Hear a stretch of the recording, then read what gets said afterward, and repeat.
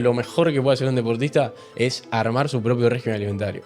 Yo siempre trato de que haya 3 momentos de ingesta cruciales antes del esfuerzo deportivo. Bien, y eso yo le llamo una regla de 4-2-1. Empezar el protocolo de preentreno de 4 a 5 horas antes del esfuerzo físico. Hay deportistas que quizás llevan un régimen alimentario de 3-4 comidas y muchos me van a matar, me van a liquidar. Pero para mí el régimen óptimo de un deportista llega a las... Y si el verdadero obstáculo para llegar a tu mejor versión no fuera el entrenamiento, sino lo que comes todos los días, según un estudio publicado en la revista británica de medicina deportiva, más del 50% de las lesiones en los deportistas amateurs están relacionadas con una mala alimentación. En esta charla vamos a meternos de lleno en cómo debe alimentarse un deportista, qué señales da el cuerpo cuando la dieta no es adecuada y por qué la composición corporal es un factor clave para mejorar el rendimiento deportivo. Hoy tenemos la oportunidad de charlar con Lucas Marilungo, licenciado en nutrición y antropometrista, que nos va a ayudar a entender cómo la alimentación impacta en el rendimiento, la prevención de lesiones y la recuperación. Cuando un deportista quizás viene de trabajar su alimentación, se centra mucho en la parte macronutricional, que son proteínas, grasas, carbohidratos, que es súper importante. Pero igualmente se olvidan mucho de otra parte que es súper importante a nivel funcional, que es la parte micronutricional, ¿no? Que son los nutrientes justamente que nuestro cuerpo necesita, pero en menor medida. Por ejemplo, los minerales, el magnesio, el calcio, el sodio, el potasio, van a formar parte de muchos procesos de nuestro cuerpo que son importantísimos. Desde los protocolos ideales antes de una competencia hasta cómo acelerar la recuperación de lesiones a través de la nutrición, hoy descubriremos cómo se debe alimentar un deportista de élite. Bueno, Lucas, ¿cómo estás? Gracias por venir. Bueno, muchas gracias por la invitación. Muchas ganas de charlar un poco acerca de nutrición y bueno, de lo que tiene que ver con el deporte también, que a mí me apasiona mucho. Perfecto, sí, bueno, justamente en esta charla queríamos hablar sobre la nutrición, específicamente nutrición en el deporte de alto rendimiento, y creemos que sos la persona indicada para hablar de este tema. La primera pregunta que iba por ese lado es ¿en qué le cambia a un deportista tener una buena o mala alimentación? Mira, la realidad es que cuando hablamos de deportista de alto rendimiento tenemos que tener en cuenta que hay muchas variables que el deportista tiene que trabajar para poder realmente llegar al alto rendimiento, porque el alto rendimiento es como un escalón en términos de niveles y rendimiento de deportista, ¿no? Y yo creo que la alimentación es uno de los pilares importantes, ¿no? No creo que sea más importante que otro, sino creo que es como uno de los pilares que tiene que trabajar el deportista para poder llegar a un nivel en el cual le permita competir y que le permita poder encontrar siempre márgenes de mejora, ¿no? Yo creo que el deporte de alto rendimiento y en el deporte profesional sobre todo, trabajar cada una de estas cuestiones, el entrenamiento, el descanso, la nutrición, los pilares importantes del deporte, hace que el deportista siempre tenga un margen de mejora y siempre pueda ajustar algo más para mejorar, ¿no? Para mejorar como deportista. A nivel físico, a nivel rendimiento, hay muchas variables que se pueden trabajar en la nutrición que pueden hacer que el deportista pueda siempre escalar un poquito más. Y obviamente la nutrición por sí sola no hace nada, o sea, hay que trabajarla en conjunto con el resto de pilares importantes que es el entrenamiento, el descanso, ¿no? Pero sí, yo creo que un deportista que trabaja su alimentación correctamente va a poder encontrar siempre un margen de mejora y va a poder siempre mejorar un poquito más cada día, ¿no? Porque al fin y al cabo llevar una alimentación inadecuada hace que también se estanque el deportista, ¿no? Porque hay variables que son importantes tener en cuenta en la alimentación, que si uno no la lleva correctamente, el deportista se estanca. Entonces la alimentación puede hacer que quizás, no que desbloquee un nivel, pero que sí que le permita generar potencial como para seguir mejorando constantemente, ¿no? Perfecto, clarísimo. La segunda pregunta era un poco también por ese lado de qué señales son las que muestra un deportista de que está teniendo una mala dieta. Ok, en general lo primero que veo yo cuando trabajo con deportistas es que el deportista primero o le cuesta recuperar de entrenamientos muy intensos o que en general se siente cansado, siente la fatiga, también que hay muchos obstáculos cuando el deportista intenta ganar masa muscular o intenta mantenerse bien físicamente, cuando también hay problemas en el descanso. En general hay muchos como signos y síntomas que podemos ver en el deportista cuando hay una mala alimentación. Hay un problema puntual en muchos deportistas, sobre todo en adolescentes, deportistas en formación y también mujeres deportistas, que eso es importante tener en cuenta, que se llama el déficit energético, la deficiencia energética relativa en el deporte, ¿no? es una condición donde el deportista se encuentra en constante fatiga crónica, por el simple hecho de no llegar a cubrir las demandas energéticas del deporte, ¿bien?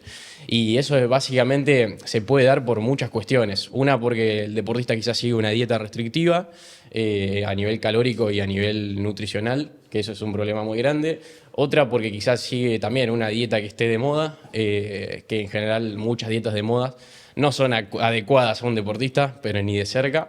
Entonces eso puede hacer y puede inducir a que el deportista no llegue a cubrir esa demanda energética que tiene el deporte, ¿no? Eso es tal cual, porque justo hoy estamos viendo con Santi un estudio que hicieron en Estados Unidos sobre los deportistas más que nada amateurs, que hicieron un testeo sobre 6.000 corredores. Corredores. Y contaba de que la mitad, o sea, el 50%, por solo no tener una buena alimentación, se lesionaba. O sea, únicamente por no llegar al gasto energético, por no llegar, digamos, con la alimentación, el gasto energético que cada día tenían por su actividad física. O sea, claramente es un pilar, una clave fundamental, no únicamente para el tema de mejorar, sino para la recuperación y para prevenir lesiones. Exactamente.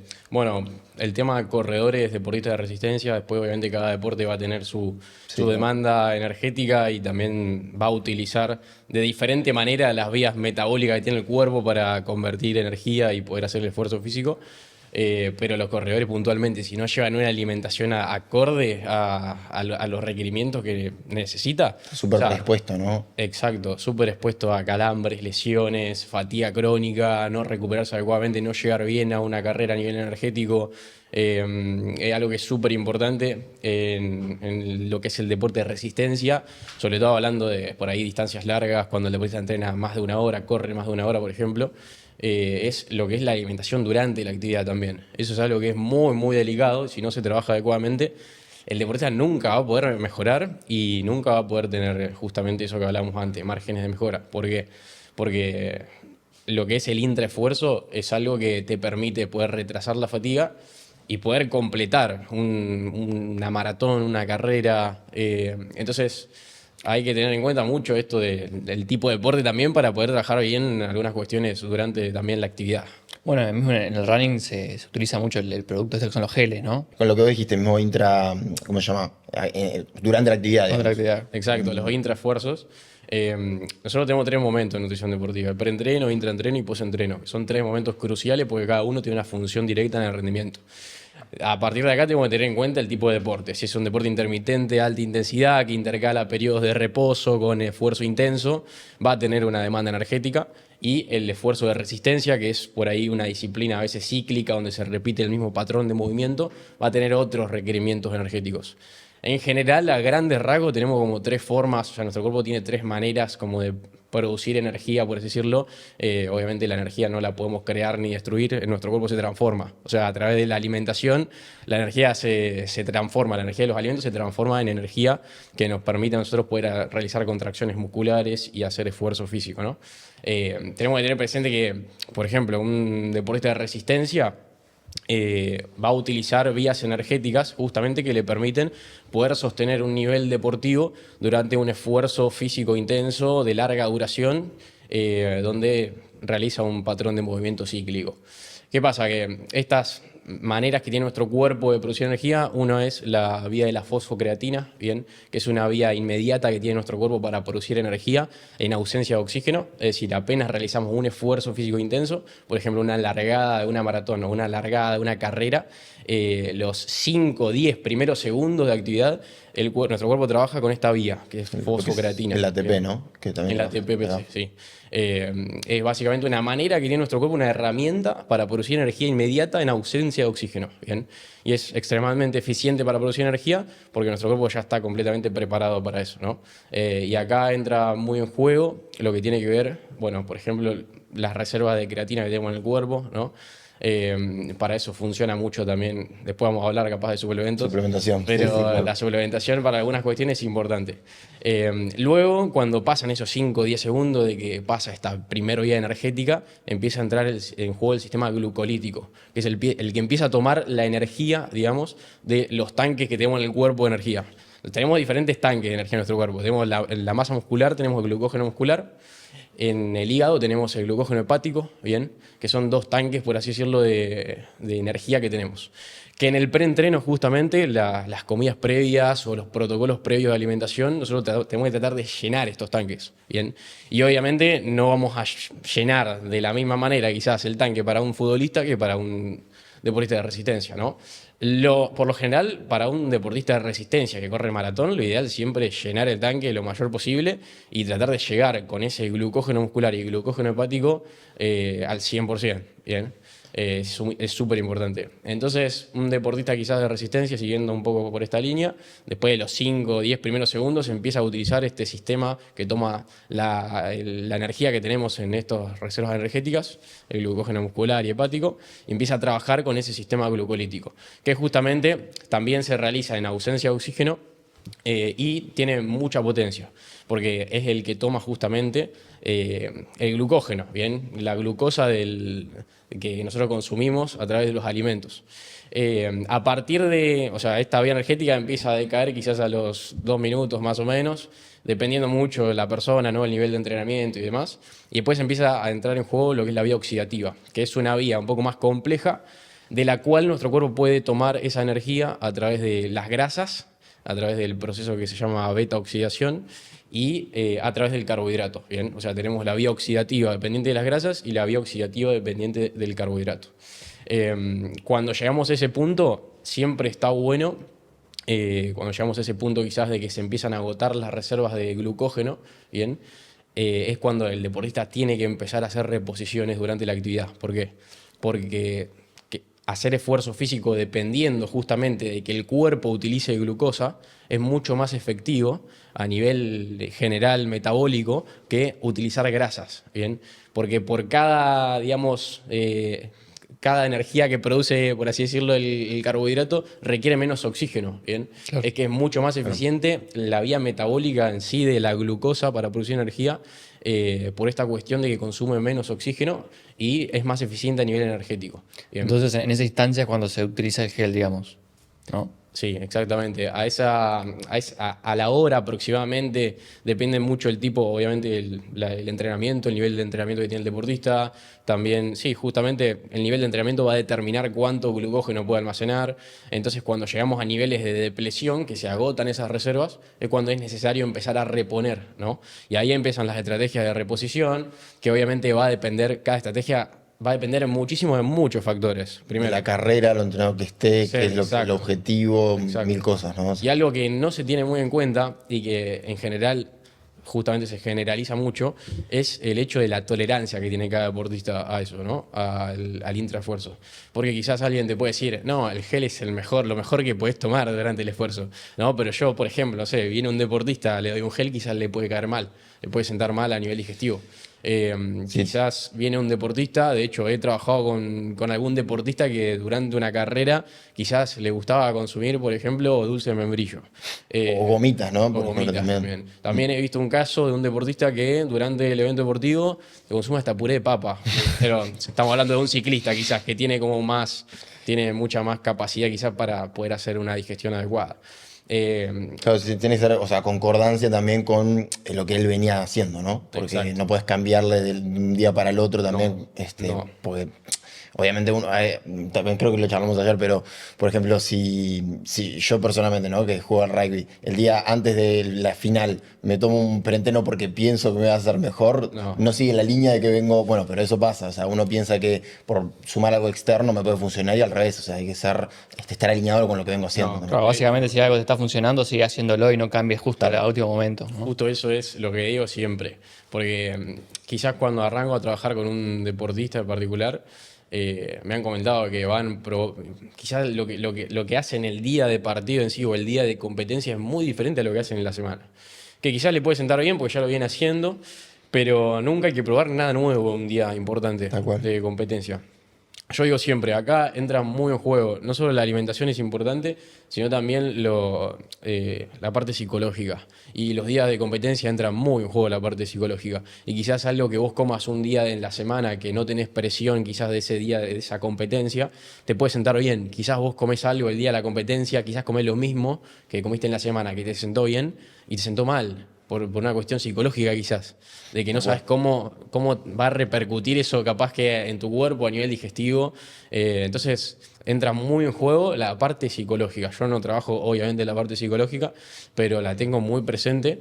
Y todo lo que es probar protocolos nuevos antes, durante la competencia, no se prueba en la competencia justamente, se prueba con mínimo un mes de anticipación y a veces hasta más, ¿no? Bien. Súper claro. Al principio, bueno, nos contaste que uno de los primeros errores puede ser probar estas dietas de moda Sí. genéricas. Bueno, justamente, ¿cómo un deportista puede elegir su dieta ideal, digamos? Mira, la realidad es que yo particularmente no soy partidario de mencionar digamos, a la alimentación como dieta, porque dieta en general suena como bastante restrictivo. Yo creo que un deportista no se tiene que restringir de nada, no hace falta que se restrinja de nada, de ningún alimento. Obviamente lo que hay que tener en cuenta son los momentos, contextos y demás. Después, yo trato de hablar de alimentación como un régimen alimentario. Siempre que hablo con un deportista, hablo de este va a ser tu régimen alimentario o así vamos a armar tu régimen alimentario. ¿Por qué? Porque de esta manera ponemos en juego también lo que es el contexto social del deportista, el contexto cultural, ponemos en juego también las posibilidades económicas que tiene el deportista. Por eso es que es tan difícil, perdón, te corto, pero es muy difícil encasillar una dieta, una alimentación para, o sea, generalizarlo, porque Exacto. siempre es contexto dependiente. Sí. Y entonces también ahí entra el problema de típico influencer o gente que hoy en día sale a promover una dieta o algo, estos 7 pasos que hace la milla mal porque sé que a mí me va a funcionar. O sea, eso es típico que, bueno, termina haciendo más controversia que es únicamente para llamar la atención. Y por ahí buscas la dieta de Cristiano Ronaldo, pero sos triatleta, nada que ver, o sea. Claro. Exacto. Bueno, yo cuando comparto contenido trato de dejar siempre en claro que la mejor dieta que puede seguir un deportista no es una dieta justamente, es un régimen alimentario propio. Y que si vas a seguir una dieta que tiene un nombre, seguí una dieta, no sé, con tu nombre, digo yo. Si seguí la dieta Mati, digamos. Siempre trato de decirle algo así al deportista o trato de encararlo por ese lado, ¿no? Porque al fin y al cabo lo mejor que puede hacer un deportista es armar su propio régimen alimentario y tener en cuenta sus horarios, sus posibilidades, sus gustos personales también. Porque seguir una dieta que no tiene en cuenta los gustos personales obviamente va a hacer que el deportista no pueda generar adherencia y no va a ser compatible a largo plazo. Entonces es súper importante que el deportista tenga en cuenta no solamente lo que le va a sentar mejor a nivel fisiológico, ¿no? Cuando hablamos más de teoría, ¿no? Lo fundamental, sino que también vaya acorde a su contexto personal. Y también tengo que tener en cuenta que por ahí la alimentación quizás cuando hablamos de un deporte de resistencia, obviamente va a tener que llevar determinadas variables importantes para cubrir esas demandas energéticas. Y también hay que tener en cuenta que un deporte de resistencia, en la mayoría de ocasiones, depende de una sola persona, ¿no? Es decir, el rendimiento va a estar dado por el rendimiento que tengas vos particular. Entonces, pulir al 100% tu máquina va a ser súper importante porque es lo que va a determinar cómo vas a salir en la competencia. Después, cuando hablamos de un futbolista, por ejemplo, hay como un poco más de flexibilidad con eso. Obviamente siempre se trata de llevar al máximo nivel a nivel individual, pero igual el resultado de las competencias termina siendo grupal, digamos. O sea, Total. no va a repercutir sobre tu persona que pierda un partido. O Obvio. capaz que sí, no sé. Sí, clarísimo. En lo que es dieta, ahora que dijiste que no hay que mencionarlo dieta, me cuesta decirle dieta, pero vemos que hablas mucho de lo que es la mediterránea, ¿puede ser? Contanos un poco de qué trata o qué alimentos son los que más se ven en este tipo de dietas. Ok, justamente en mayo de este año salió una revisión de 9 estudios con más de 120 deportistas, algo así, que no es para nada concluyente, pero hablaba sobre la dieta mediterránea y se asoció justamente esta dieta mediterránea con mejoras en lo que es la fuerza explosiva, la potencia aeróbica, la potencia anaeróbica y también lo que es la reducción del porcentaje de grasa corporal. Yo siempre que leo un estudio, leo un paper o algo en particular, siempre trato de que sea una revisión sistemática y que incluya un gran número de deportistas o de personas, ¿no? De sujetos, porque eso le da un poco más de validez. Igualmente no considero que este tipo de revisiones tampoco sea concluyente, porque esto está constantemente en evolución y siguen saliendo estudios nuevos. Todo el tiempo. Todo el tiempo. Entonces no es nada concluyente. Sí se ha visto que la dieta mediterránea puede mejorar estas variables aeróbicas, anaeróbicas, la fuerza explosiva también. Y yo la atribuyo mucho a que es una dieta en general muy completa a nivel nutricional. Porque, bueno, la dieta mediterránea es la que se seguía en general en todo lo que es la costa del mar Mediterráneo, en Italia, Grecia, España, en su momento, que se sigue llevando adelante en muchos lugares del mundo, pero incluye en general mucha cantidad de frutas y verduras, priorizar carnes blancas, todo lo que es el consumo de legumbres, granos enteros, semillas. Es una dieta muy completa a nivel nutricional y eso es algo que muchos deportistas por ahí no tienen en cuenta. Cuando un deportista quizás viene de trabajar su alimentación, se centra mucho en la parte macronutricional, que son proteínas, grasas, carbohidratos, que es súper importante. O sea, es mucho más importante para el deporte en sí la distribución de los macronutrientes que muchas otras cosas. Pero igualmente se olvidan mucho de otra parte que es súper importante a nivel funcional, que es la parte micronutricional, ¿no? Que son los nutrientes justamente que nuestro cuerpo necesita, pero en menor medida, y que no tienen ese aporte energético, pero que al fin y al cabo van a formar parte de muchos procesos en nuestro cuerpo que son importantísimos. Por ejemplo, los minerales, el magnesio, el calcio, el sodio, el potasio, entran muy en juego en lo que es la fisiología en general energética de nuestro cuerpo, ¿no? Entonces, estas dietas mediterráneas, que también son ricas en ácidos grasos esenciales, porque también hay un alto consumo de carnes blancas, pescados, ¿no? Que tienen mucha cantidad de grasas buenas, también ayudan a mejorar en general los niveles de salud, ¿no? Y se ha visto que en su momento las personas que seguían esta dieta en las costas del mar Mediterráneo tenían una longevidad muy alta y también niveles en general de salud muy buenos. Entonces yo creo que la asocio más por ese lado. Igualmente no es nada concluyente.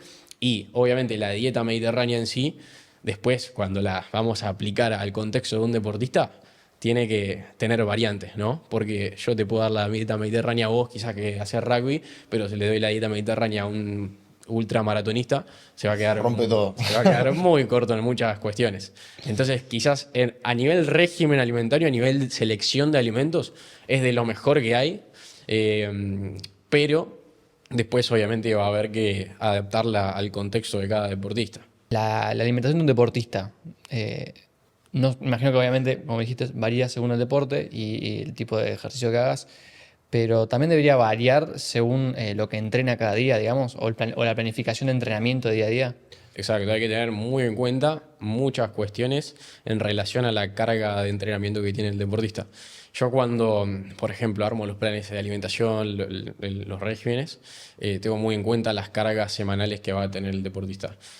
Porque no es la misma alimentación la que vas a llevar un día que entrenás 6 horas, 7 horas, que hay deportistas que llegan a entrenar esa cantidad de horas por día, a días que quizás no tenés actividad o que entrenás, vas al gimnasio 1 hora a hacer movilidad. Es muy diferente.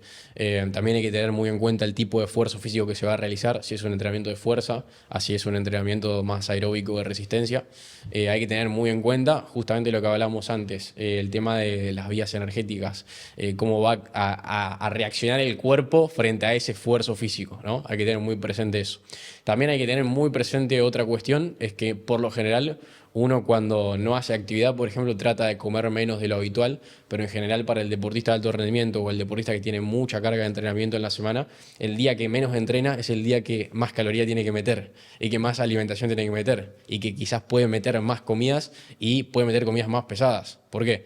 Porque los días que tiene mucha carga de entrenamiento son días donde no puede hacer demasiado esfuerzo digestivo, porque el esfuerzo tiene que estar puesto justamente en el rendimiento. Y mirándolo desde afuera, o sea, es totalmente lógico, pero, o sea, ahora que lo contás es totalmente lógico, pero digo, mirando desde una perspectiva de que por ahí no está tan arriba del tema, es como contradictorio, ¿no? Exacto. O sea, uno siempre tiende a pensar que el día que más gasto, más tengo que consumir. Claro, mientras más gastás, más combustible preciso, pensaría. Exacto. Ojo, que igualmente los días por ahí de mayor carga de entrenamiento, también hay que cubrir a nivel energético ese día, ¿no? Pero los días de descanso, puntualmente cuando hay semanas de cargas muy altas, terminan siendo días de recuperación importantísimos, porque son los días justamente que van a determinar cómo te vas a recuperar de una semana de entrenamientos a otra, ¿no? Y va a ser completamente importante. Yo me imagino para el mejorar del cuerpo, ¿no? O sea, si vos querés ser más fuerte, digamos, en la fase de descanso tenés que estar,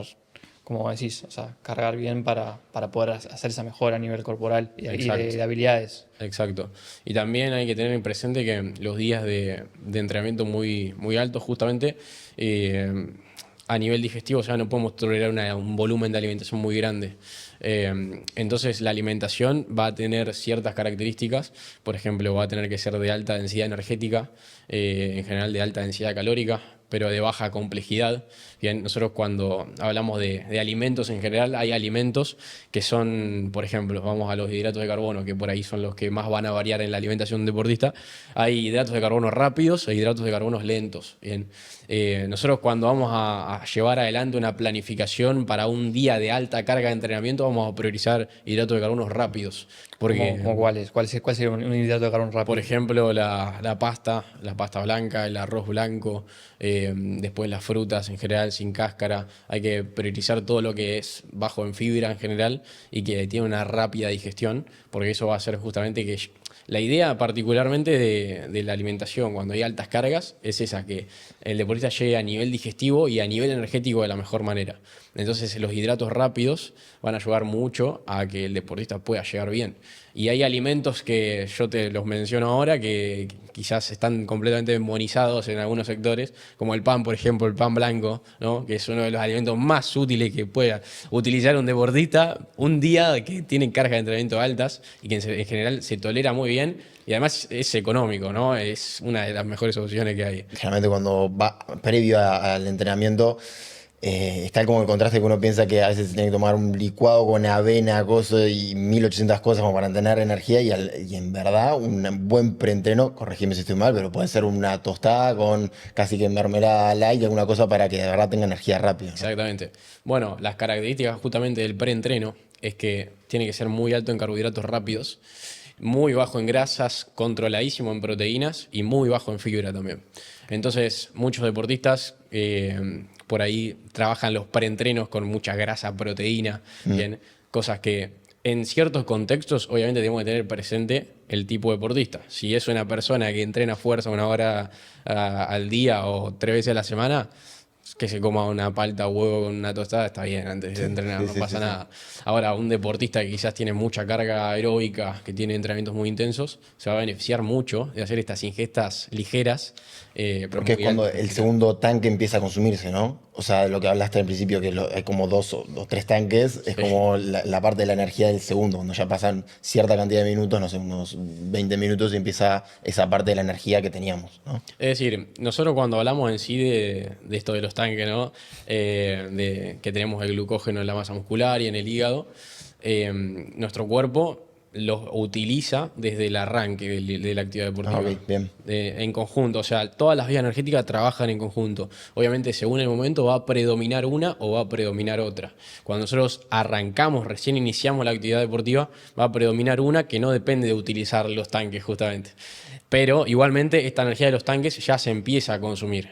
O sea que nuestro cuerpo activa todas las vías energéticas, pero una va a actuar en mayor medida.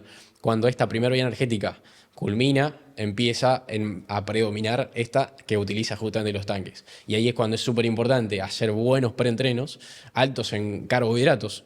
En la realidad, el carbohidrato es el que hace que se llene el tanque, ¿no? Entonces, justamente eso va a hacer que después en la actividad deportiva el deportista pueda mantener el pico de rendimiento deportivo lo mayor posible. Bien, hablaste de carbohidratos de absorción rápida, digamos. Sí. ¿Cuándo recomendás ingerir carbohidratos de absorción lenta y cuáles serían? Ok, sí. En general son los altos en fibra. La fibra es un Hidrato de carbono complejo, podemos llamarle, que hay diferentes tipos de fibra, está la fibra soluble e insoluble, que tiene muchos beneficios a nivel intestinal, a nivel del tránsito intestinal, también mejora muchos marcadores de salud en general porque da saciedad. Entonces, un nutriente en general que se utiliza mucho para la gente por ahí que no se quiere perder peso y demás, porque además suele ser de baja densidad calórica el alimento, que tiene mucha fibra también. Pero en particular este tipo de alimentos se utiliza mucho en los momentos quizás más alejados de la actividad deportiva.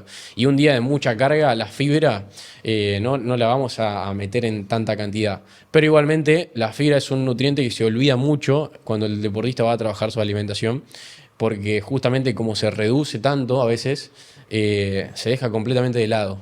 Pero para esto que les mencionaba, para el tránsito intestinal, para mejorar muchos marcadores de salud, la fibra es súper importante. Y esa es una problemática también que hay hoy en día con los deportistas, de que no consumen las cantidades de fibra por ahí que son ideales. Y que al fin y al cabo muchos centran su alimentación en carbohidrato, proteína, grasa, carbohidrato, proteína, grasa. Y estos nutrientes, como la fibra justamente, son súper importantes. Son súper importantes porque forman parte del régimen alimentario en sí.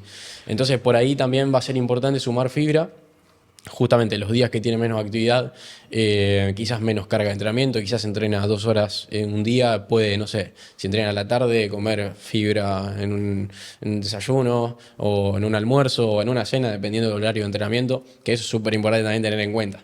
Y cuando hablamos de las comidas en sí, dentro de un día, donde hay de esfuerzo físico, tenemos que tener en cuenta que el timing, ¿bien? El timing es un concepto importantísimo en el deporte, que es justamente ese tiempo que hay entre las últimas ingestas antes de la actividad deportiva y la actividad deportiva en sí.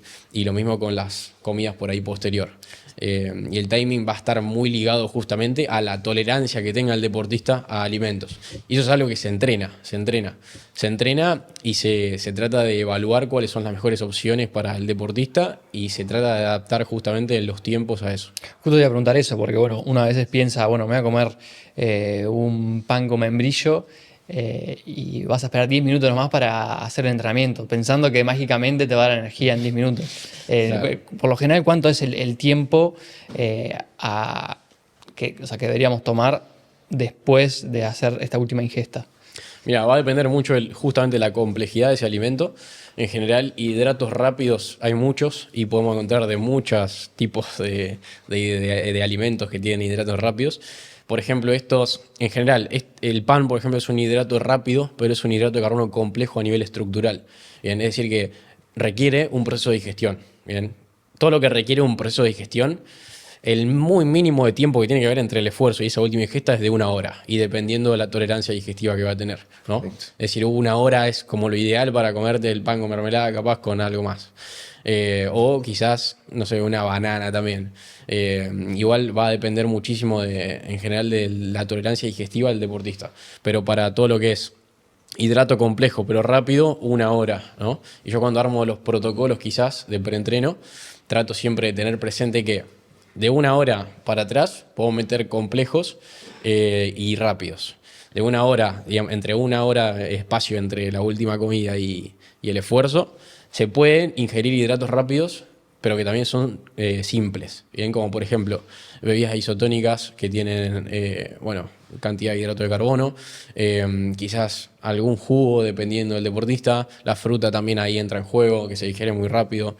Entonces va a ser variable, pero en general tengo que tener presente esa complejidad del alimento. 1 hora, yo pensé que era.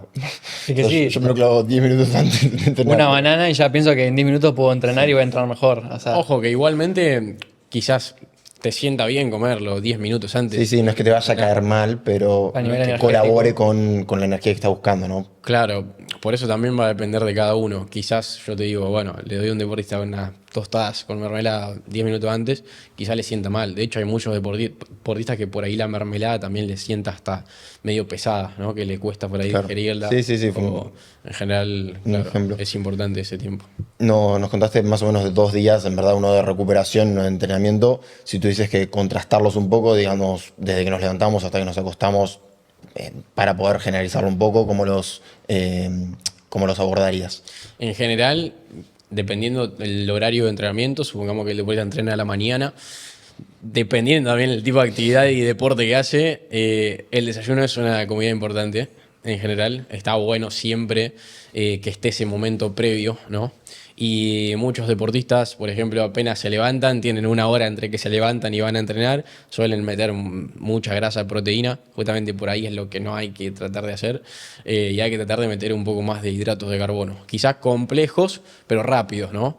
Y ahí entra muy en juego quizás esto, quizás de las tostadas, la fruta, tratar de combinarlo quizás con una proteína rápida en general. Esta es como una categorización que hice yo por ahí de las proteínas, de que tenemos proteínas más rápidas y proteínas más lentas, por así decirlo. Proteína ¿no? rápida que sería como un whey protein, por ejemplo, o de Ray Ups. Depende del deportista. Ok. Depende del deportista, la proteína si va a ser rápido o lenta. Yo cuando trabajo con deportistas trato de armar en una planilla y ir trabajando bien, por ejemplo, una lista de alimentos, vamos probando cada uno de los alimentos. Pero igualmente hay por ahí alimentos ricos en proteína que son quizás simples a nivel digestivo, o sea, son fáciles de digerir, como por ejemplo quizás los quesos descremados para algunas personas, para otras no. Bien. Después la leche, por ejemplo, es un alimento que es de rápida digestión, que combina carbohidrato con proteína, que también puede ser una opción para un desayuno, por ejemplo. Y la leche también como post-entreno es una de las mejores opciones rápido, ¿no? Y después tenemos que tener presente también que los lácteos en general son por ahí fuente de hidrato de carbono y proteína y también de grasas, ¿no? Entonces, cuando vamos a elegir un lácteo, siempre hay que elegir un lácteo descremado, porque hay que tratar de reducir lo mayor posible la grasa antes del esfuerzo físico. Porque la grasa en sí, cuando hablamos de la velocidad de digestión de cada nutriente, es como la última, es lo más difícil de digerir que tiene el cuerpo. Claro. Si nosotros metemos algo muy complejo, el cuerpo va a irrigar sangre al intestino justamente Ese para pesado, digerir. lo típico de estar Exacto. como con pereza antes de. ¿no? Exacto, sí, Como sí. decir, que en la siesta. Sí, sí, si comes algo muy pesado es muy difícil después poder rendir adecuadamente en el evento deportivo. Entonces, si vas a entrenar a la mañana, hacer un desayuno rápido, es decir, que sea de rápida digestión y que, bueno, obviamente te siente bien y que también te guste, ¿no? Es importante eso, que te guste lo que vas a comer apenas te levantás, porque es la primera comida del día. Ya empezar comiendo algo que no querés, es complicado sostenerlo y también es complicado rendir bien. Y después, bueno, quizás obviando un poco el intraesfuerzo, dependiendo del deporte, la recuperación es súper importante y es una comida muy importante. Hay deportistas que arrancan, no sé, quizás llevan un régimen alimentario de 3 4 comidas. Yo siempre digo que lo ideal es por ahí llevarlo a 5 o 6 comidas. Y muchos me van a matar, me van a liquidar. Pero para mí el régimen óptimo de un deportista llega a las 5 o 6 comidas, quizás un día de alta carga y alto esfuerzo físico, ¿no? Ojo, que por ahí meter más comidas no quiere decir meter más volumen calórico. Sino que dividir. Claro, Exacto, uno si no- piensa enseguida que son como comida, como un almuerzo que tiene que ser realmente No, grande. claro. Y, o sea, cuando decís 6 comidas, enseguida se me viene como un culturista que va con el tupper a cada lado y come un Claro, poquito. no. Ya acá hablamos un poco de dosificación en general Claro. en el día, ¿no? Esto de si no estás haciendo preentreno y postentreno, es lo primero que tenés que agregar, ahí ya agregaste 2 comidas. Si tenés que agregar un intraesfuerzo, es un snack, una colación en un entretiempo o en medio del evento deportivo, ahí estás haciendo otra ingesta. Entonces, quizás aumentar la cantidad de ingestas te va a mejorar la recepción digestiva o a nivel, digamos, digestión vas a andar mucho mejor y vas a poder mantener en general la energía, por así decirlo. Que no está mal el deportista que hace 2 3 comidas. Ahora, en esas 2 3 comidas tenés que cubrirle el gasto energético del día. Y a veces es difícil. A veces es difícil porque también la capacidad justamente digestiva es complicada. Si vos haces un almuerzo muy pesado y entrenaste a la mañana y entrenás a la tarde quizás no vas a llegar en un pic de rendimiento o no, quizás no vas a dar lo mejor que puedes dar. Bueno, sí, vos dijiste que al comienzo que el timing es muy importante. O sea, cómo vas a hacer el timing correcto solo con 3 comidas. Es más difícil de llevar, ¿no? Y más si vos decís que, bueno, hay que hacer una comida preentreno y postentreno. Exacto. Y ya. Bueno, yo cuando abordamos el esfuerzo físico, armamos protocolos de preentreno. Yo siempre trato de que haya 3 momentos de ingesta cruciales antes del esfuerzo deportivo, bien, y eso yo le llamo una regla de 4-2-1, bien, en términos de horas, ¿no? Por ejemplo, si tenemos un evento deportivo a la tarde-noche o un entrenamiento, lo que sea, empezar el protocolo de preentreno de 4 a 5 horas antes del esfuerzo físico. Ahí metemos quizás hidratos de carbono más complejos y metemos quizás un poco más de proteína, un poco más compleja, va a ser quizás controlado en fibra y muy bajo en grasas igualmente. Después, 2 horas antes, bien, ahí nosotros vamos haciendo como el loading, por así decirlo, de carbohidratos. 2 horas antes, 2 a 3 horas antes, tratamos de hacer una comida, en general, sencilla a nivel digestivo, muy alta en carbohidratos, controlada en proteína y muy baja en grasa y en fibra también. Y ahí yo suelo por ahí trabajar mucho con esto de, no sé, sumar las tostadas con quizás queso ricota descremado, con mermelada, fruta, ¿no? Que sea así, que sacie, que genere saciedad, pero que también que te ayude a llegar bien a nivel digestivo al esfuerzo físico. Y el último momento, que es 1 hora antes, o dependiendo del momento en que puedas hacer una ingesta, un snack alto en carbohidratos, que puede ser una fruta, una banana, lo que sea. Con ese protocolo yo trato de llegar bien a nivel energético al evento deportivo y bien también a nivel digestivo. Y obviamente cada deportista va a tener como sus variables, pero la idea es hacer como ese loading, ¿no? Claro. Que va a depender también del tipo de deporte, porque si vamos a un ultramaratonista, los protocolos de preentreno suelen arrancar una semana antes. Es decir, quizás arrancamos de ciertos niveles de glucógeno y nosotros tenemos que tratar de llegar a aumentarlos, ¿no? Y quizás las últimas comidas de un deportista de ultramaratón no van a ser muy altas en carbohidratos, porque justamente ese loading de los tanques de energía se hacen una semana antes. Entonces quizás las últimas comidas son comidas quizás mucho más, o come algo que le gusta, o come algo quizás que tiene otra Ese composición. punto es muy loco, ¿no? Porque me dejó como sorprendido, porque pensar que tenés que estar una semana antes cargando, como venimos hablando, ese día de la competencia. Uno piensa que en verdad, máximo que el día anterior te puede llegar a caer algo mal para ese día de la competencia. O sea, una semana entera como... Me viene a la cabeza Aníbal. También. Aníbal fue es alguien que entrevistamos, que no sé si lo ubicás, pero corrió 700 kilómetros sin parar en Estados Unidos. Maratonista extremo. Por un bosque, una locura bárbara. Y está bueno, él contaba que se preparaba en todo el abanico de posibilidades, ya sea nutrición, sueño, para esa competición. Me imagino lo que habrá 3 meses sido. antes. Sí, o sea, Es que ahí ya entra en juego, no sé cuánto tiempo corrió. 6 días. 6 días, bueno, ahí 700 ya, kilómetros en 6 días. claro, ese es otro nivel, a nivel fisiológico. Y ahí se me escapa un poco. Se me escapa un poco. Es que sí, es que está fuera de lo... No, Es que piensen que nosotros Posible. a 1 hora de alta intensidad ya agotamos los tanques. No, él contaba que... O sea, tampoco quiero expandirlo mucho, hablar mucho de eso, pero él contaba que... la sufrió. Sí, dormía media hora y seguía corriendo todo el día y dormía, o sea, periodos... Y sí, no, y llegaba al Cosas- tercer, cuarto día, estaba desnutrido, mal dormido y bueno, alucinaba, o sea, una locura así, o sea, Sí, una ya a nivel- locura. El cuerpo, la mente le volaba. o sea, piensen que por ahí nosotros, siguiendo cualquier tipo de dieta, haciendo cualquier tipo de régimen alimentario, se puede completar una carrera o una maratón. Ahora, si vos querés hacer cada vez mejores tiempos o cada vez mejorar más para ser competitivo, para estar siempre, tratar de competir arriba, lo mejor es seguir lo que sabemos que funciona. De acuerdo. O sea, puedes hacer una dieta con 0 carbohidratos y completar una maratón. Podés jugar un partido de fútbol sin comer carbohidratos. A ver, es lo mejor y quizás no. O sea, quizás no es lo mejor a nivel competitivo. Quizás te sienta bien a vos a nivel de salud. Hay muchos deportistas que hacen dietas muy bajas en carbohidratos. Eso no quiere decir que estén mejorando siempre, constantemente y evolucionando a nivel energético y deportivo. Quizás no, pero hay que tener presente que, o sea, completar una maratón se puede completar de cualquier manera, jugar un partido de fútbol de cualquier manera. Fue interesante lo que, bueno, obviamente se relaciona directamente con lo que contaste al principio de siempre hay un margen de mejora. O sea, por ahí lo que es sueño o entrenamiento también, obviamente, pero lo que es alimentación, como el margen siempre está ahí, y estamos seguros de que siendo deportista o persona que no practica un deporte, siempre hay como una parte que seguro nos puede o sentar mejor o caer mejor, o probar distintas opciones. Aparte, el abanico es gigantesco. Es muy, Entonces, muy grande. Hay mucho para probar. Muy, muy grande y hay que tener eso presente, que el margen de mejora está dado por tratar de aplicar lo que también nos va diciendo un poco la evidencia. Bien. Claro. y la evidencia nos dice que el carbohidrato es la fuente de energía principal y más eficiente que tiene el cuerpo. Ahora, que un deportista después quiera utilizar, no sé, la grasa como energía, y quizás no vas a poder encontrar márgenes de mejora constantes, quizás no vas a poder llegar a un alto nivel competitivo. Hay que tener eso presente, porque puedes competir igual, pero si quieres mejorar constantemente, quizás es más complicado. Nos habías contado, quiero un segundo rápido volver a la pregunta inicial, que era contrastando los 2 días, uno de entrenamiento, que nos contaste bien cómo es un periodo de preentreno y el 4-2-2, perdón, 2-1. 4-2-1. 4-2-1, 4 horas antes, 2 y 1 hora antes, las ingestas.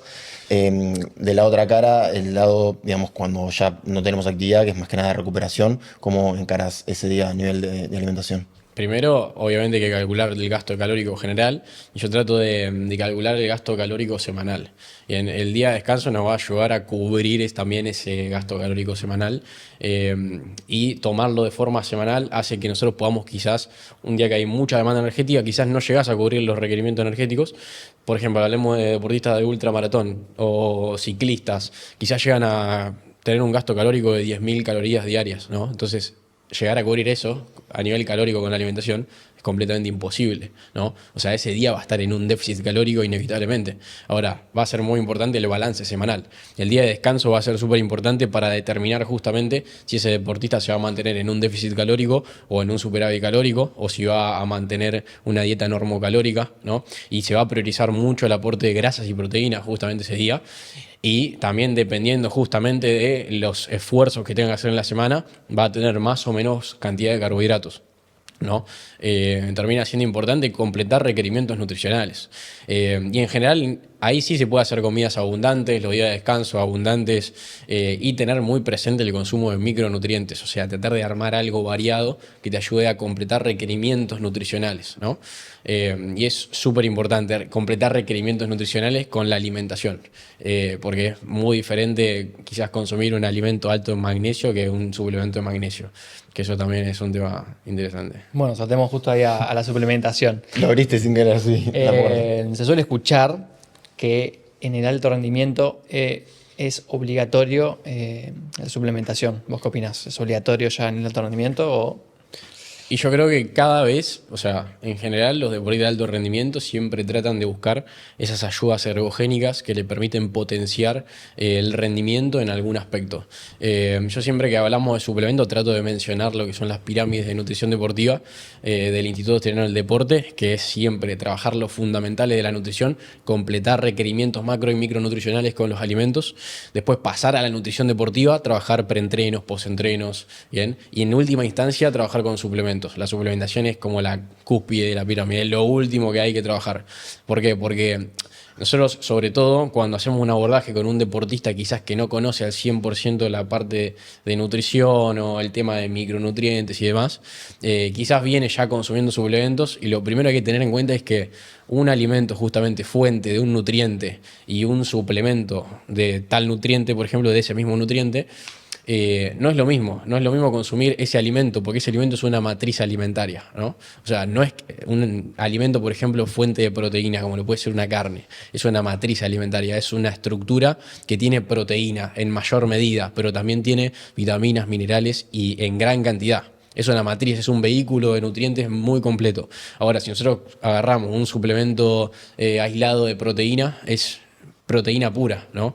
Entonces no es lo mismo consumir la proteína de este alimento, que es una matriz que te ayuda a completar no solo proteína, sino requerimientos de micronutrientes, que consumir ese suplemento, ¿no? Que bien sería, como uno siempre compara, por ejemplo, en vez de comer una pechuga de pollo, me como un whey, pensando que solamente en las proteínas, ¿no? Vulgarmente se piensa en vez de esto, bueno, porque es más rápido y demás, pero obviamente estamos como obviando todo lo otro que tiene la carne, de vitaminas y todo lo que estás contando. Exacto, bueno, obviamente los suplementos son ayudas ergogénicas excelentes para el deportista, porque un día de alta carga de entrenamiento, un deportista es muy difícil que coma carne carne roja, compleja, porque es de muy difícil digestión. Entonces, el whey protein, por ejemplo, es una ayuda ergogénica excelente, porque la toma y alcanza requerimientos. Ahora, un deportista que está iniciando en la alimentación o está tratando de optimizarla, lo primero es entender que el alimento es una matriz nutricional, ¿no? Que los alimentos en general no tan procesados son matriz nutricional. Son alimentos que son vehículos de muchos nutrientes y los suplementos tienen un nutriente en mayor medida. Entonces, reemplazar alimento por suplemento no es viable en general, porque quizás te suplementas por un lado, pero por el otro estás teniendo también otras deficiencias a veces. Entonces, cuando un deportista no tiene optimizada la alimentación y se suplementa, siempre es arrancar de las bases. O sea, si yo, por ejemplo, yo deportista no vengo y te acudo a vos y te pregunto, o vos mejor dicho, me preguntás cómo manejo mi alimentación, si yo te cuento que ya estoy manejando el tema de suplementación, no sé, una creatina, un whey protein, algún aminoácido, vos primero eliminás eso e intentás, digamos, que sean sólidas las bases. Depende mucho del nivel. Depende Ok. mucho del nivel. Porque, por ejemplo, hay suplementos que son ayuda ergogénica independientemente de la alimentación que lleves, como la creatina, que tiene mucha evidencia científica y de hecho un deportista que la viene tomando y la tolera bien, yo no se la quito.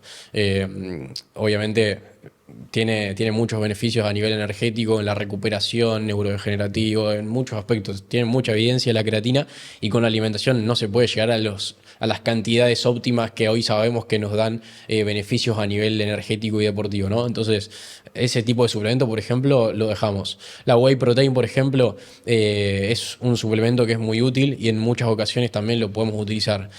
Por ejemplo, para la recuperación, consumir whey rápido, los tiempos de la recuperación también van a ser distintos según el deporte y muchas veces el suplemento de proteína ayuda mucho a cubrir requerimientos, ¿no?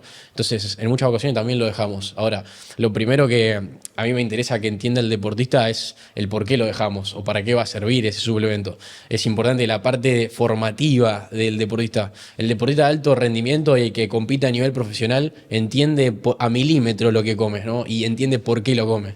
Entonces, yo digo, lo ideal es, a ver, estás trabajando este suplemento, bueno, vamos a tratar de entender para qué sirve, ¿no? Y que acompañe obviamente la alimentación de la forma más completa posible para que la suplementación tenga sentido, ¿no? Porque si vos descansás mal, comes mal y te suplementás con creatina, igualmente no vas a tener un buen rendimiento. Pero en muchas ocasiones mantener el consumo quizás de tal suplemento lo sigue motivando al deportista también a mejorar quizás la alimentación.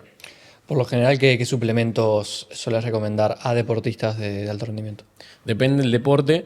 La creatina es uno de los suplementos más útiles que hay, pero no para todo el mundo tampoco. Hay deportistas que no toleran bien la creatina o quizás no sienten demasiado esos beneficios. Entonces yo creo que con la creatina hay como un fanatismo de cierto lado, ¿no? Tomar creatina te ayuda en muchos aspectos. Y yo hablo obviamente quizás de deportes de intermitente de alta intensidad, deportes de resistencia. No me estoy yendo al lado del fisicoculturismo capaz, que quizás puede ser una excelente herramienta y sirve igualmente. La creatina por ahí es un suplemento que está bueno, pero no para todos. Hay que evaluarlo. Si el deportista viene tomando creatina y le sienta bien, buenísimo. He tenido deportistas que no han tolerado bien la creatina, que les ha sentado pesada. Entonces la quitamos. Y con la alimentación también, nosotros ingerimos creatina. No llegamos a las cantidades óptimas, pero los productos de origen animal tienen creatina. Las carnes tienen creatina. Las carnes tienen creatina. Obviamente para llegar a esos 5 gramos diarios mínimos óptimos hay que comer más de 1 kilo de carne. Pero igualmente tenemos consumo de creatina, quizás no esas cantidades, pero tenemos. Después, el suplemento, bueno, los dos suplementos que por ahí más se frecuentan son la proteína y la creatina, ¿no? Son los más útiles en general en el deporte en general. Después, dependiendo del tipo de deporte, por ejemplo, si es de resistencia, ahí empezamos a trabajar lo que son los geles deportivos, ¿no? Esta alimentación intraesfuerzo, hay suplementación que sirve para poder retrasar el esfuerzo físico. En entretiempo de partidos, por ejemplo, también los geles pueden ser opción a veces si el deportista tolera bien, pero yo parto de la base de que hay dos que nos pueden ayudar para completar nutrientes y para tener más beneficios a nivel energético y como ayuda ergogénica. Más allá de eso, no hay un suplemento que yo diga lo empezamos a tomar de una, excepto que el deportista tenga alguna carencia nutricional o no consuma, por ejemplo, no sé, no consume verdura de hoja verde porque no le gusta o no consume cierto grupo de alimento porque no lo tolera. Eso hay que evaluarlo y ahí se ve. Si hay deficiencia de un nutriente hay que completarlo. O sea, que no es tan interesante, por ejemplo, los BCAA o aminoácidos ramificadores o glutamina y estos que por ahí, bueno, son más de... No, no hay tanta evidencia científica, ¿no? Hay evidencia científica, tenemos que tener en cuenta que también hay rangos de suplementos que tienen más evidencia científica a los que tienen menos evidencia científica y hasta están los suplementos que pueden dar doping positivo también en otro escalón, ¿no?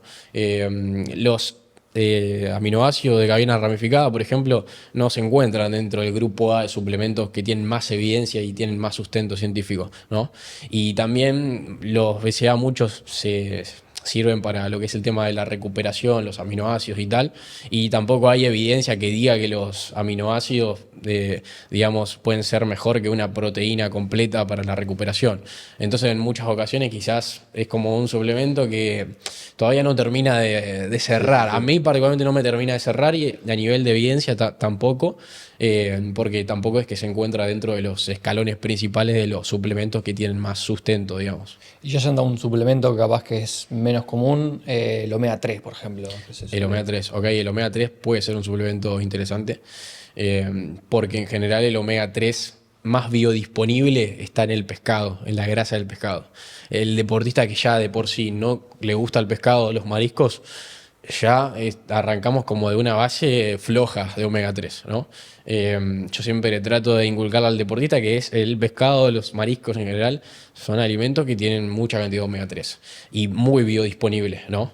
¿Y por qué es importante el omega 3? El omega 3 es muy importante a nivel fisiológico, no tiene un poder antiinflamatorio, pero sí tiene beneficios antiinflamatorios en general, ayuda mucho en la recuperación y mantener buenos niveles de omega 3 también hace que a nivel lipídico estemos bien, es decir, aumenta el colesterol bueno y reduce el colesterol malo. Siempre hay que tener buenos ratios digamos, de ácidos grasos. Están lo que son los ácidos grasos esenciales, que son omega 6, omega 3, omega 9, y están los ácidos, las grasas saturadas, ¿no?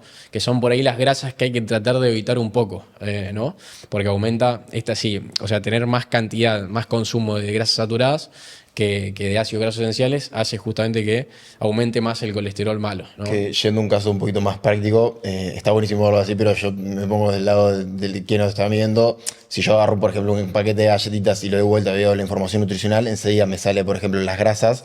Yo veo cuáles son saturadas, polisaturadas, bueno, sé que tienen distintos tipos, que esas son como las malas, ¿no? Como los que realmente pueden ser dañinas. En realidad yo trato de no considerar las malas, ¿no? Ah, ok, sí, bueno. Trato de no considerar las malas. Sí que hay que tratar de que tengamos un muy buen aporte de ácidos grasos esenciales en relación a grasas saturadas.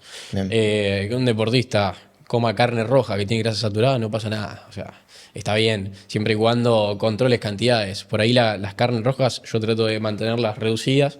Si al deportista le gusta mucho, obviamente hay que tratar de hacer un equilibrio. Y al argentino y uruguayo le encanta. Argentino y uruguayo le encanta. Sí, tal cual.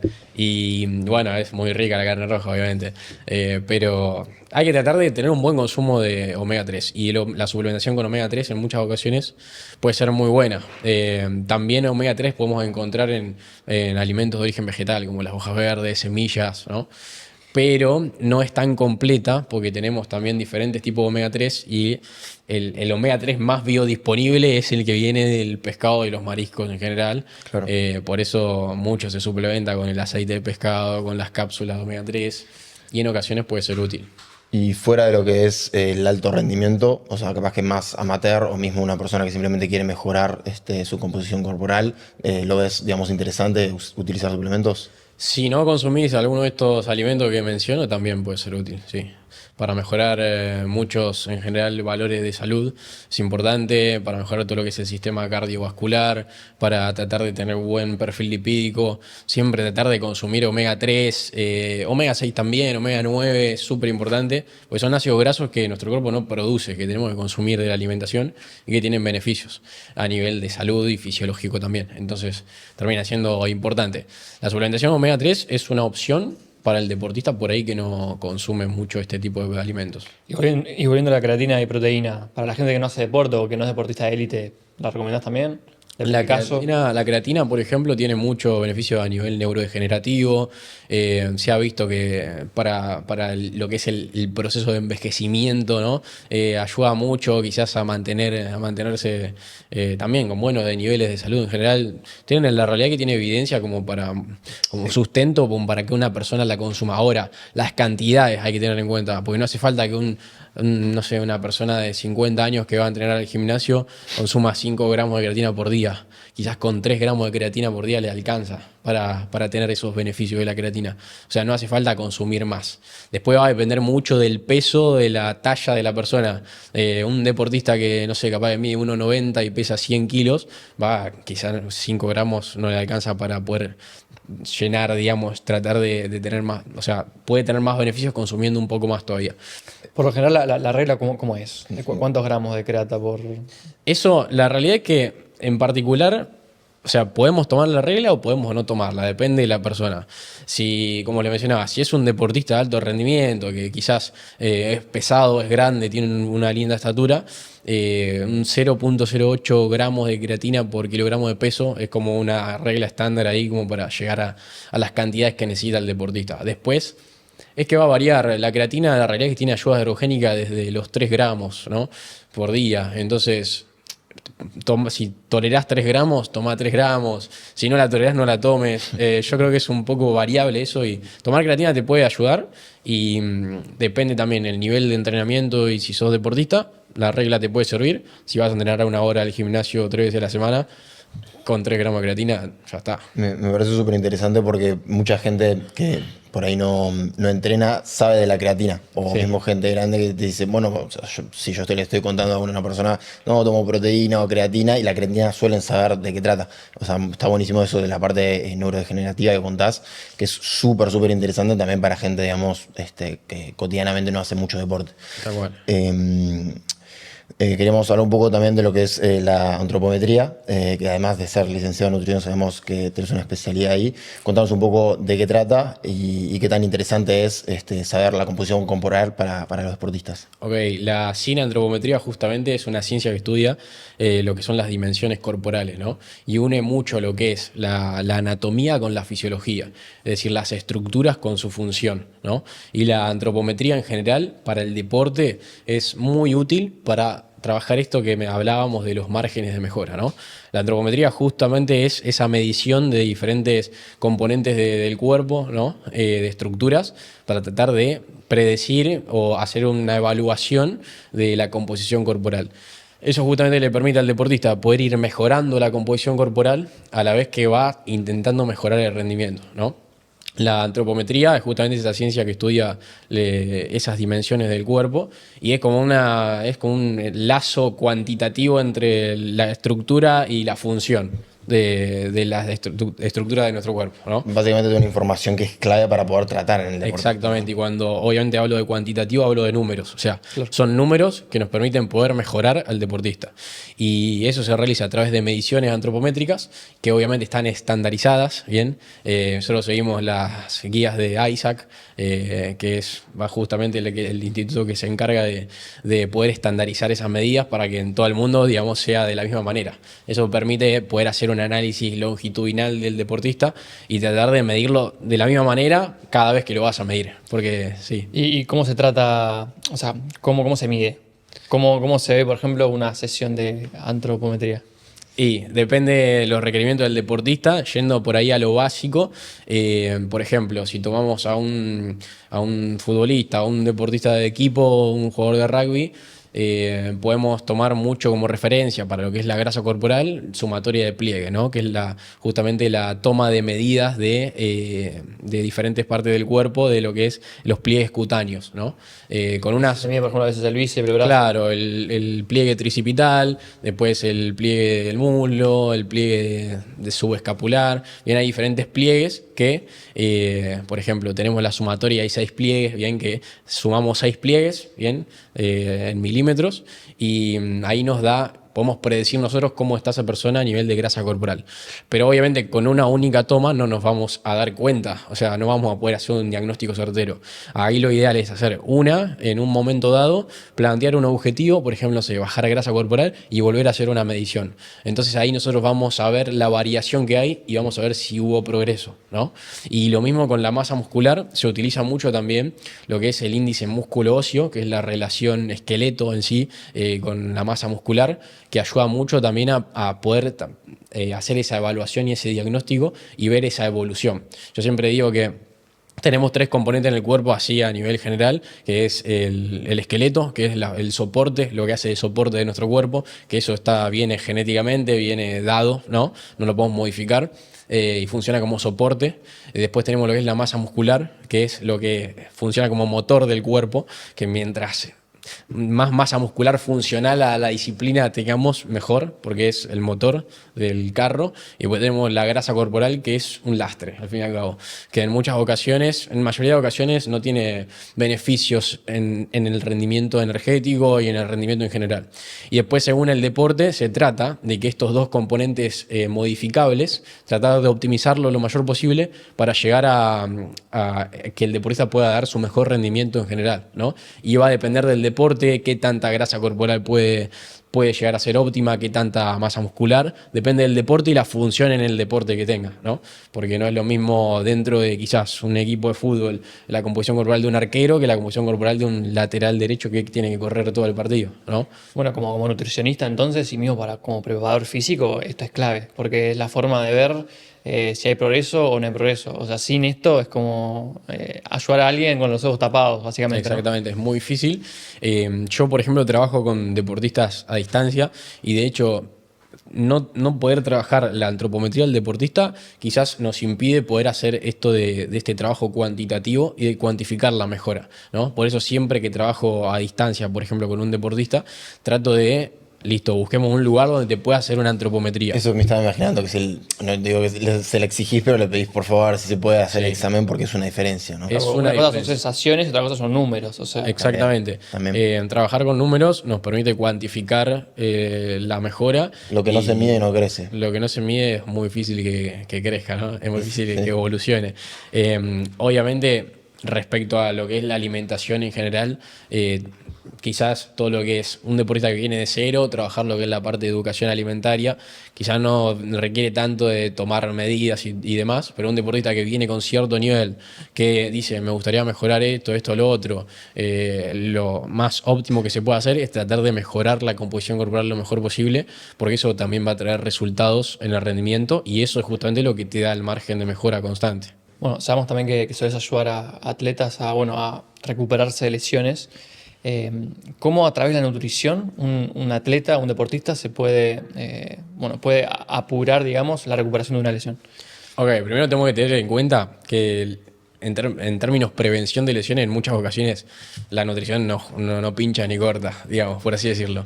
¿Por qué? Porque si estás jugando un partido y viene uno con una plancha en la tibia y te la rompe, ¿qué podemos hacer, no? Obviamente hay diferentes variables a tener en cuenta ahí que pueden ayudar a quizás que tenga huesos más fuertes, pero igualmente hay situaciones en un deporte de contacto, por ejemplo, que va a ser inevitable que te rompas, digamos, ¿no?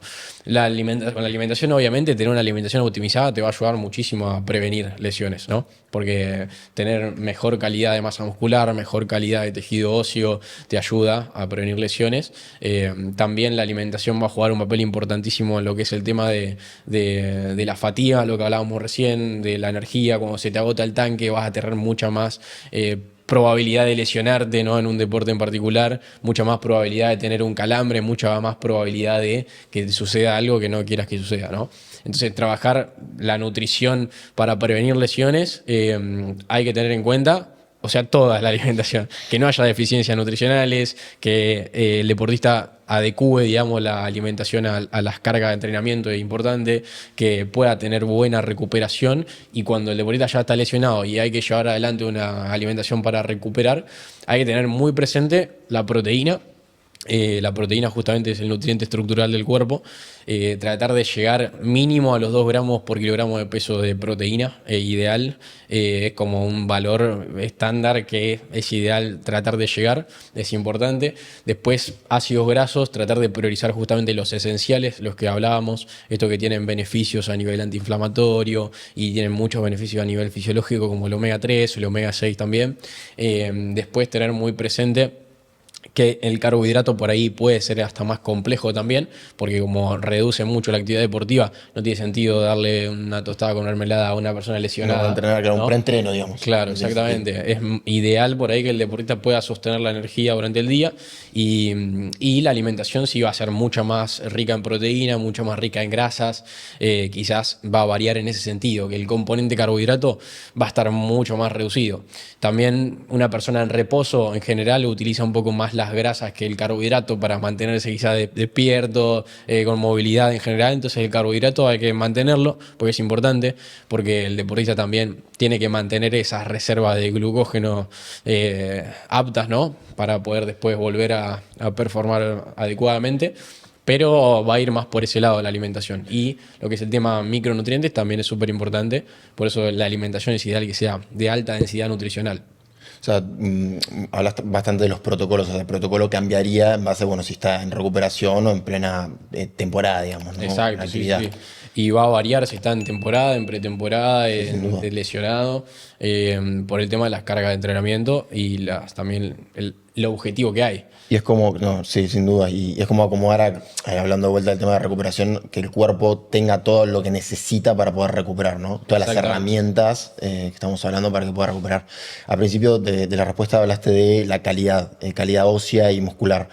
¿Cómo influye lo que es la alimentación en ese sentido? Ok, en particular, no tener deficiencias nutricionales de ningún micronutriente es lo más importante, ¿no? No tener deficiencia de calcio, no tener deficiencia de magnesio, no tener deficiencia de ácidos grasos esenciales. Eso es lo que va a influir, digamos, después la calidad ósea, digamos, y demás, que se empieza a deteriorar a partir de ciertas edades, ¿no?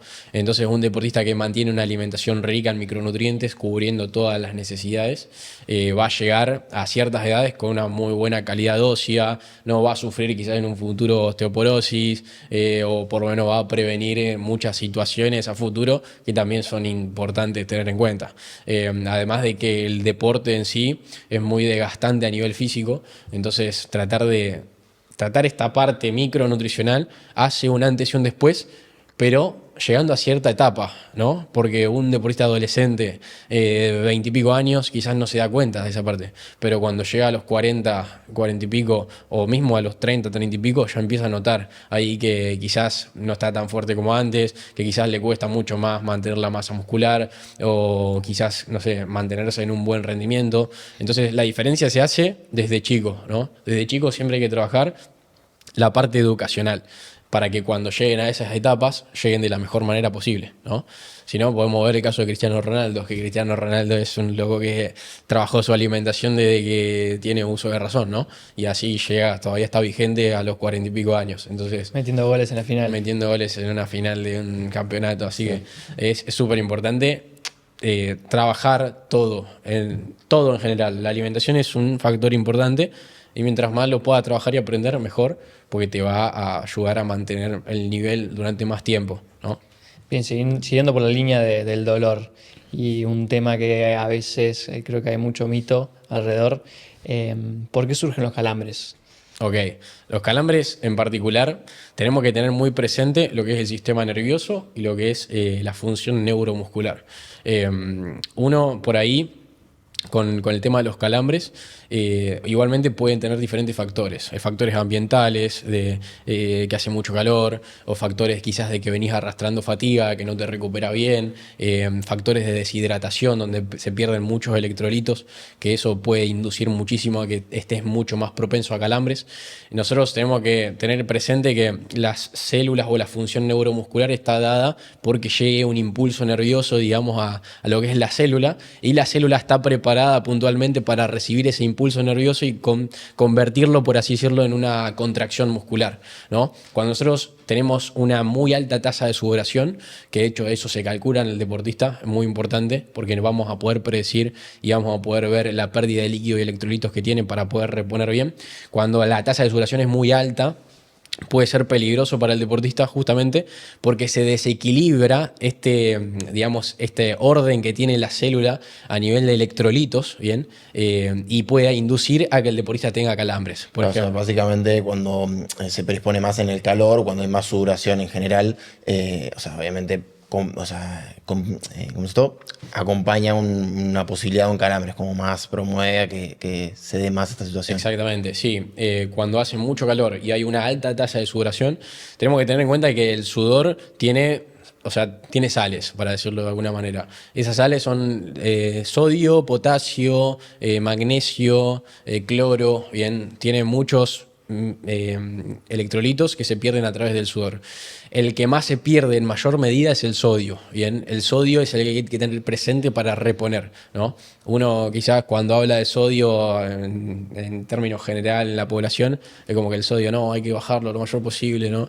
Pero cuando vamos al deporte, en un contexto de mucho calor, también de altura, donde hay mucha pérdida de líquido por sudoración, el sodio es súper importante. Y justamente nosotros tenemos, cuando vamos a nivel celular, a esa función neuromuscular que les mencionaba, tenemos la célula, que dentro de la célula hay mayor concentración de lo que es el potasio, y en los líquidos extracelulares tenemos mayor concentración de sodio, ¿no?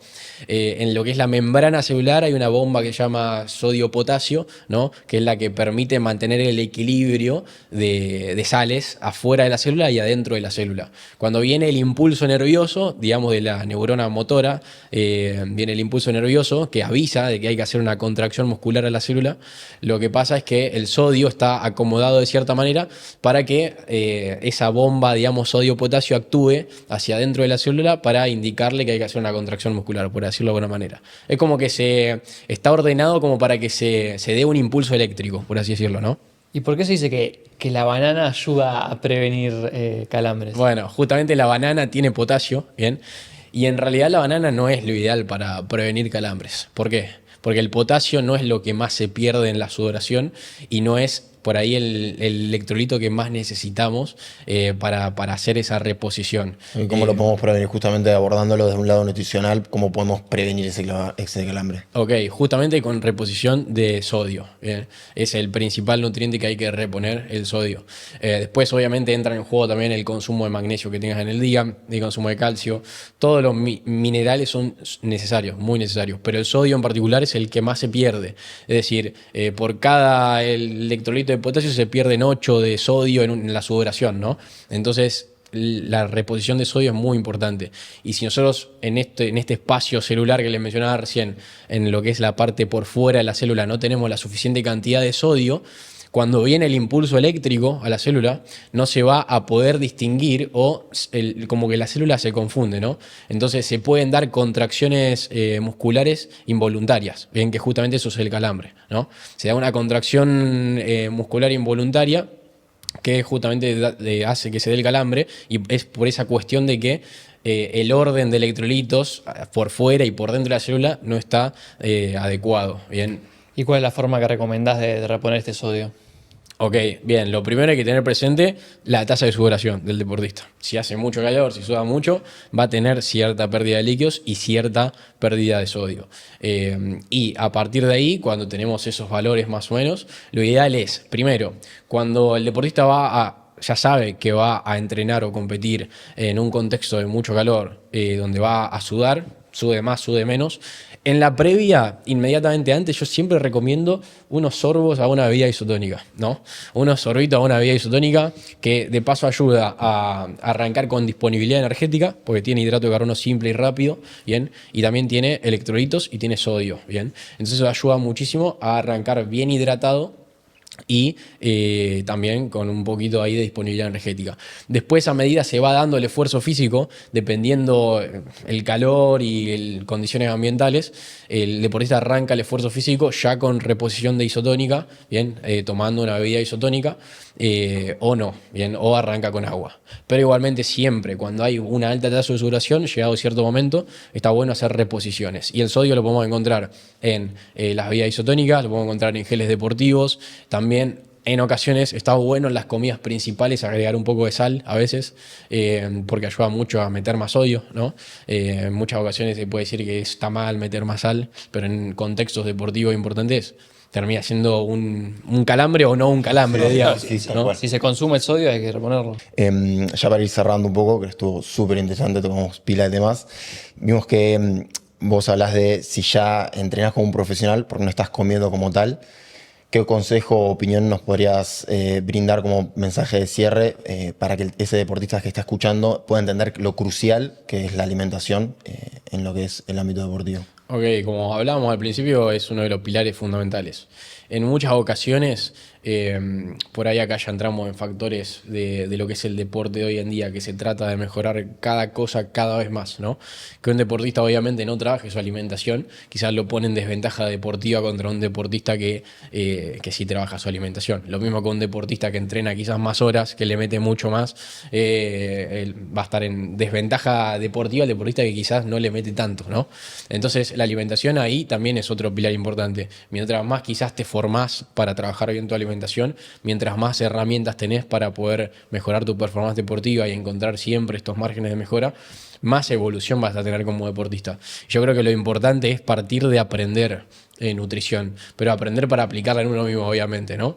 Para aplicarla en uno mismo y también tratar de entender un poco cómo funciona cada alimento, qué vehículo de nutrientes hay, digamos, cuáles son los nutrientes que hay que tratar de cubrir y a partir de ahí elaborar tu propio régimen alimentario. El deportista que elabora su propio régimen alimentario, digamos, termina teniendo mucho más mejores resultados que el deportista que quizás copia una dieta, por ejemplo, ¿no? Claro, que alimentarse no es una actividad más, sino que alimentarse de forma consciente, ¿no? De saber por qué estoy ingiriendo esto, con qué finalidad.